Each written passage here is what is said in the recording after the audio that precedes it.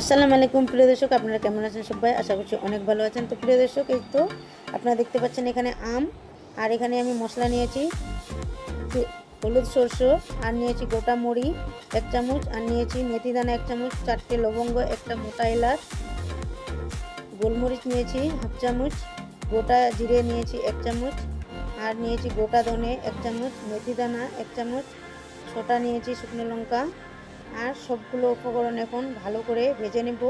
বেশি লাল করে ভাজবো না মশলাটা, একদম হালকা খুশবুটা যতক্ষণ না ছাড়ছে ততক্ষণ ধরে একটু ভেজে নেব হালকা। তো প্রিয় দর্শক, আপনারা অবশ্যই একটি লাইক দিয়ে ভিডিওটা কন্টিনিউ করে দেখতে থাকুন, অনেক ভালো লাগবে। আর আমার মশলাটা এদিকে ঠান্ডা হচ্ছে, আর এদিকে আমি আমগুলোকে ছিলকা ছাড়িয়ে কেটে নেব। তো প্রিয় দর্শক, এখানে আমি 2 ঘন্টা আগে আমগুলোকে ধুয়ে পরিষ্কার করে শুকনো করে রেখেছি। অবশ্যই আমের আচারে আমগুলো আগে থেকেই ধুয়ে পরিষ্কার করে রাখতে হবে শুকনো করে, তবে কিন্তু আমের আচার খারাপ হবে না।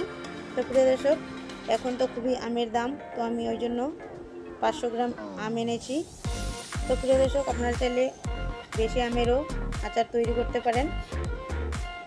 তো প্রিয় দর্শক, এই তো আমি কেটে নিলাম, আর এই যে আমের আটিগুলো দেখতে পাচ্ছেন, এগুলো আমি কিন্তু আমের আচারে দিয়ে দেব। তো প্রিয় দর্শক, এই তো দরদরা আমি পাউডার করে নিলাম। আর এখানে ফ্রাই প্যানে একটা 250 গ্রাম গুড় নিয়ে নিয়েছি। 500 গ্রাম আমের জন্য আমি 250 গ্রাম গুড় নিয়েছি, আপনারা চাইলে চিনি ইউজ করতে পারেন এখানে। আর এই তো প্রিয় দর্শক, এখানে কড়াইয়ে আমি দিয়ে দিলাম সরষের তেল আর গোটা মুড়ি 1 চামচ দিয়ে দিলাম। সুন্দর করে এখন আমগুলোকে নেড়ে চেড়ে আর মশলা দিয়ে দেব। তো আপনারা সাথেই থাকুন, অনেক ভালো লাগবে। তো এখানে আমার গুড়টা মেল্ট হচ্ছে, আর এদিকে আমের মধ্যে মশলা দিয়ে দিলাম আমি ঝাল লঙ্কার গুঁড়ো 1 চামচ, হলুদ গুঁড়ো 1/2 চামচ, বিট নুন 1 চামচ, স্বাদ মতো নুন দিলাম। আর এখানে মশলাটা দিয়ে দেবো সুন্দর করে। তো প্রিয় দর্শক, আমি 3-4 দিন ধরে ভিডিও দিতে পারিনি, আমার একটু প্রবলেম ছিল, আর মনে কিছু করবেন না।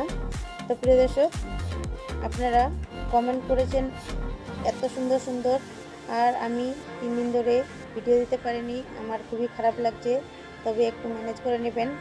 আর আপনাদের জন্য অসংখ্য ধন্যবাদ আমার ছোট্ট ভিডিওটি কন্টিনিউ করে দেখার জন্য। তো প্রিয় দর্শক, এই তো আমার আচার একেবারে তৈরি হয়ে গেছে। তো কার কার পছন্দ এই ঝটপট তৈরি কাঁচা আমের আচার, অবশ্যই কমেন্টের মাধ্যমে জানাবেন। আর আমার চ্যানেলে যারা নতুন প্রিয় দর্শক, আপনাদের বলি অসংখ্য অসংখ্য ধন্যবাদ।